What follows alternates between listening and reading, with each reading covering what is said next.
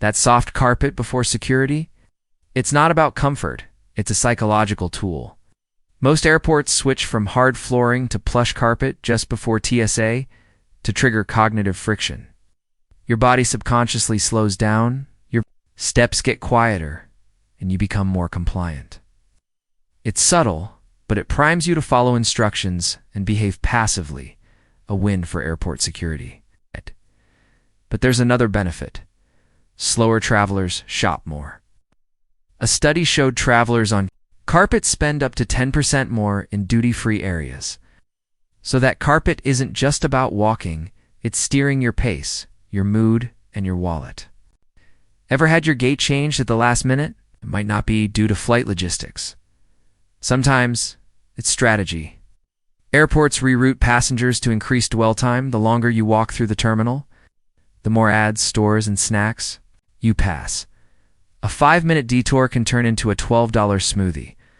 In some terminals, passengers report multiple gate changes before boarding, often walking past the same high-profit zones. It's not a coincidence, it's behavioral design. Time you're sprinting from gate A3 to C22, it may be less about delays and more about your debit card. That number on your boarding pass, Group 6, Group 8, it's not just crowd control. It's a social hierarchy designed to trigger one emotion, FOMO. The airline splits passengers into mini status levels, even though everyone's sitting. In economy, saying Group 2 board early stings, and airlines know that. That's why they offer upgrades like priority boarding for $29 or pitch airline cards that unlock early access. It's a subtle push to spend for the privilege of walking. Down the jet bridge, a few minutes sooner. In the sky, status sells, even if it's just psychological. Ever notice how upgrade offers always hit right when you're bored at the gate? That's not random. Airline apps are designed to ping you when your willpower is low and your patience is thinner than your phone's battery. Upgrade to premium. Boarding for just $19? Suddenly it feels tempting. Why? You're stuck, mildly anxious, and ready to justify a small splurge. So language matters too. Treat yourself or unlock comfort sounds like self-care, not a sales pitch. These nudges are tested, timed, and tuned to convert your boredom into revenue. And it works more often than you think. That free airport Wi-Fi isn't exactly free. When you connect, you're often handing over your email, flight details, and even browsing habits. Airports partner with advertisers who use this info to push offers sometimes while you're still at the gate. Look up Rome hotels. Expect travel insurance ads before you board. It's all about data harvesting. Your browsing behavior gets packaged, sold, and monetized. Want to keep your data safe? Use a VPN or hotspot, because in airports, when something's labeled free, it usually means you're the product. Hungry before your flight. That $17 sandwich might feel like highway robbery, and that's the point.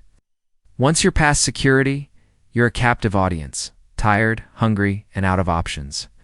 Prices aren't based on quality. They're based on your lack of alternatives, but here's the twist. Sometimes airline food is actually the better deal. Co-branded credit cards often offer discounts of 20 to 25% on in-flight meals, making that $8 cheese plate cheaper than airport sushi. Add the convenience of not juggling food while racing to your gate, and it starts to make sense. Sometimes altitude tastes better than terminal. Lost your favorite lighter at TSA? Or a missing checked bag? It's not gone forever. It might be for sale. TSA holds confiscated items for 30 days, then boxes them up and sells them through government auctions. That multi-tool you forgot to? Check someone's buying it for $3 right now and lost luggage. If it's unclaimed, airlines sell it sight unseen to bulk resellers. One major hub for this is the Unclaimed Baggage Center in Alabama. Yes, it's real, your forgotten hoodie. Or iPad might already be on a thrift store shelf, waiting for its second life. That ATM near your gate? It's a financial trap.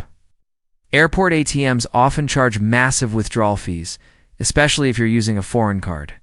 Some even sneak in dynamic currency conversion, which sounds helpful but gives you worse exchange rates. You could lose up to 10% on a single transaction. Worse. Many of these machines aren't even owned by banks. They're private businesses that profit off your rush, confusion, and jet lag. Want to keep your cash? Withdraw from your own bank before the airport? Or use a no-fee travel card? And if an ATM asks about conversion rates, it decline every time. Think airport lounges are for first-class flyers only? Think again.